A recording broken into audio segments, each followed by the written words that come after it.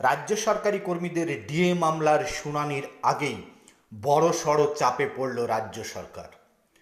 2022 সালের নভেম্বর মাস থেকে এখনো পর্যন্ত সুপ্রিম কোর্টে চলছে ডিএ মামলার শুনানি। 14 বার এই মামলার শুনানি পিছিয়ে গেছে। দীর্ঘ 2.5 বছর পর এই প্রথম সব থেকে ভয়ঙ্কর চাপে পড়ল রাজ্য সরকার।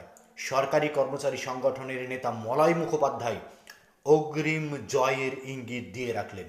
আগামী 25শে মার্চ ডিএ মামলার শুনানি হচ্ছে সর্বোচ্চ আদালতে।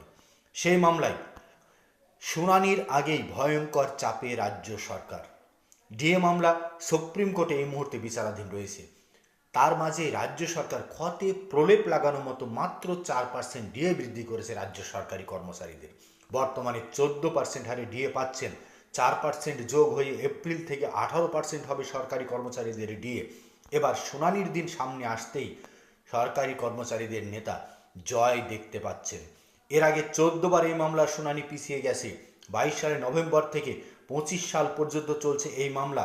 এই মামলায় কিছুটা উদ্বেগ সরকারি কর্মীদের মনে থাকলেও এই বিষয়ে রাজ্য সরকারি কর্মচারী সংগঠন বা ইউনিট ফোরামের আহ্বায়ক মৃন্ময়া শ্রীমানি বলেন, গত 2.5 বছর এই প্রথম মহার্ঘ ভাতা মামলায় অ্যাডভান্স লিস্ট তৈরি হয়েছে, যা 100-র মধ্যে উঠে এসেছে। 95 নম্বরে আছে রাজ্য সরকারি কর্মীদের ডিএ মামলা। এটাকে বিজয়ের প্রাক মুহূর্ত বলা হয় বা প্রাক মুহূর্ত বলা যায়।